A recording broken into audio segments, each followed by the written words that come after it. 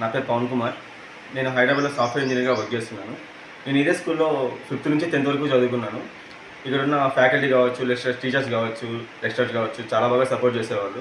ఇక్కడ నేను హాస్టల్లో ఉండేవాడిని. ఇక్కడ హాస్టల్ ఫుడ్ కావచ్చు, మరి ఫెసిలిటీస్ అన్నీ చాలా బాగా ఉండేవి.